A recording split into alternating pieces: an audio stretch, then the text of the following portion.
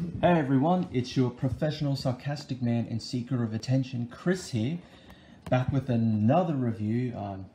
I'm trying to get all these reviews done in one day, and then I'll figure out when I decide to upload them, because I live in Australia. Wi-Fi here is garbage. Pretty sure I could shove a potato inside of my laptop's USB port and get better connection than what we usually get. Yeah, Malcolm Turnbull, where's the bloody NBN? This was supposed to fix everything.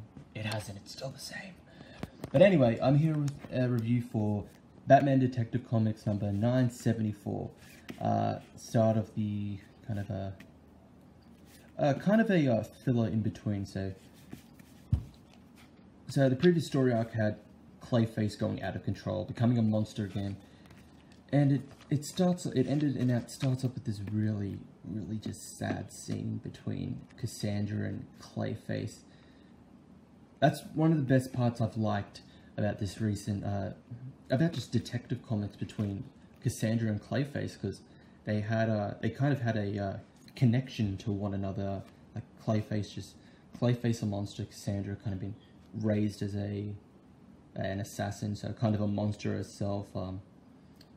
She can hardly speak well, and Clayface is just living in a constant life of trying to regain control, and now he's dead. And it's a really emotional scene. She's mourning the death of one of her closest friends. So Clayface was her friend. Yep, they confirm. Yep, he's quite dead. The chain reaction would be instantaneous. And who did it? It was Batwoman. Because she's been working, it's teasing she's going to be working with her father, I think it was called The Colony. It was part of the first story arc of Rebirth Detective Comics, and we got Batman here. Batman is just really pissed off that Batwoman would do something like this. Yeah,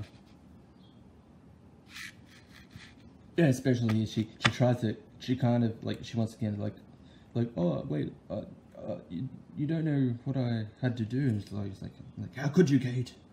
Like, how could you even think? It's pretty, yeah, Clayface was a teammate, and Batman wanted to try and find a way to save him, and Kate just goes ahead and is like, well, headshot, 360 no scope, GG, my friend. And she tries to just justify her actions. She's like, the cure wasn't gonna work. He would have killed Cassandra. And did you want to watch her get crushed by 1,000 pounds of clay? Would that make you feel better? And then Tim comes along, because there was the recent storyline with old Tim, Batman, Tim Drake, and he kind of reveals that Batwoman was the cause of him eventually becoming Batman. It was like the fall of their group.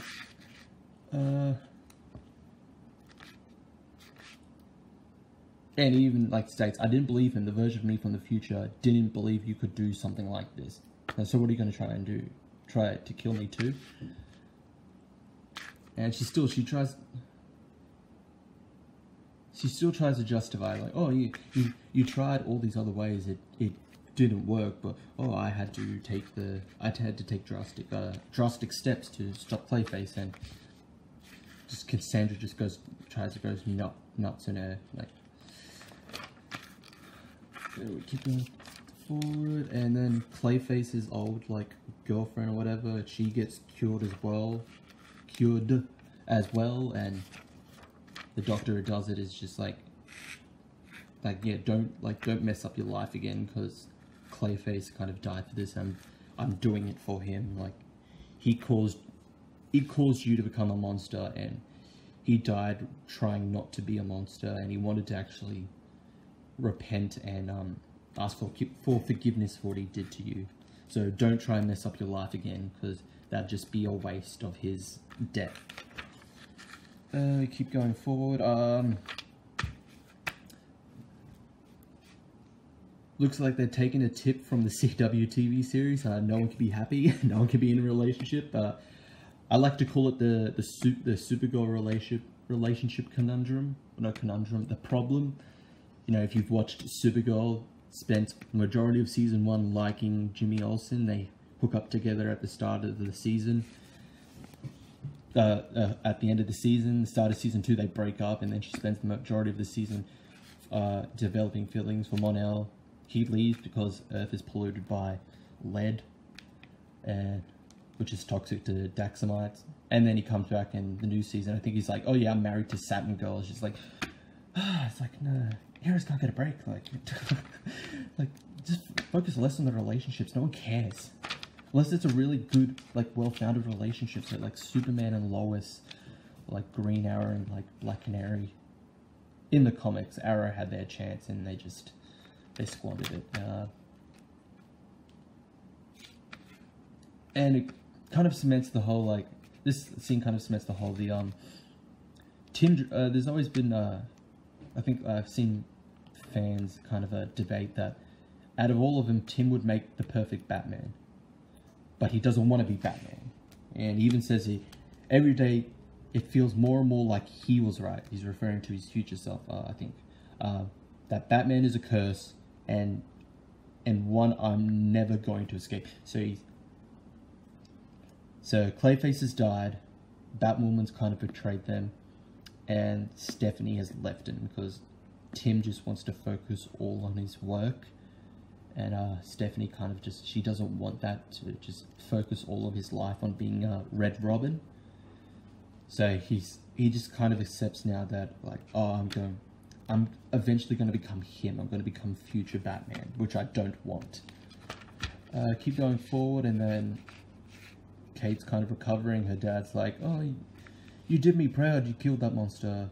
Like, you're a real hero. I love you even more. And then it just sets up to them working together, and then we have the next story arc will be the trial of Batwoman. And I saw this recently, so if you saw my Sideways video, I talked about the whole, like, apparently Justin Jordan, like, blocking fans, saying that they're annoying people, apparently, and I saw this, and, like, I'm a bit mixed with it when it sometimes comes to drama. Like, the whole Max Bemis Moon Knight thing, absolutely disgusting what he said and how he treats fans. Like, I would never condone anything like that. But his Moon Knight is actually kind of good, and I just felt conflicted. I'm still reading it. Like I've said before in a previous video, I'm on a trial system with Marvel. You have your first story arc to justify why I should keep buying this, why I should keep reading it, just why I should be invested in this for the long haul.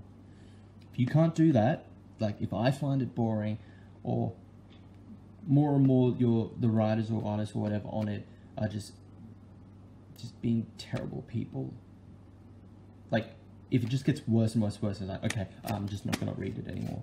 And I was really excited for this one, The Curse of Brimstone. It looks cool. I said I was gonna try every one of the New Age of Heroes, but the whole Justin Jordan thing, I don't know, I'm a bit mixed on this situation.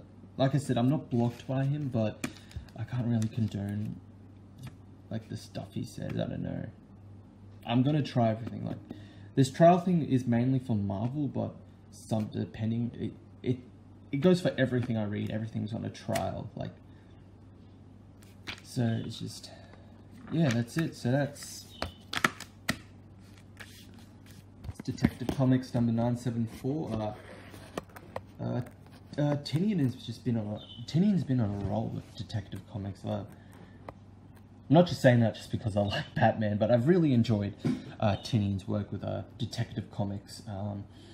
Hoping he stays on, because I know over with Superman and Action Comics, they're going to be changing teams, so it'd be sad to see, you know, Tomasi, Jurgens, all the writers leave that to give away to Bendis, which I think everyone's rightly worried, given what Bendis has written in the past few years at Marvel. It doesn't look good, but given the whole apparent rumors of why he decided to leave, and I think DC, I don't think DC wants to, like, straight up go, hey, let's take the Marvel, like, route to everything and just screw everyone over and just say this is all for us and we don't care about the fans. I very much doubt. I mean, the whole point of Rebirth was just like, we're kind of sorry that we divided the fans with the New 52. We'll try and fix that for you, and it has been for the huge majority of the part from what I've read. It definitely seems like it. So I don't know. Hopefully, Tynion can stay with. Hopefully, he's staying on Detective Comics. I don't think I've heard of any writer changes for him. He can stay on Detective Comics. King is just being King. He can stay with Batman. He can stay with Mr. Miracle. I want him to write a Swamp Thing series. I think after reading the Winter Special, I 100% want him to write a Swamp Thing special, either with Fabok or probably Kelly Jones, because Kelly Jones was going to do the new series with Len before he passed away. But either way, DC, need a Swamp Thing series. Seriously, we need King on a Swamp Thing series. Probably after he's done with Mr. Miracle. You don't want to put him. You don't want to do the Bendis approach and just give him 20 million series just because he's a good writer or because of his reputation. Okay, so that's it for that review. Subscribe, hit the like button, hit the notification bell, follow me on Twitter, and for more reviews, mainly going to be just pushing out these comic book reviews for now. I'll try some of the other stuff I've mentioned, and yep, that's it. I'll see you next time.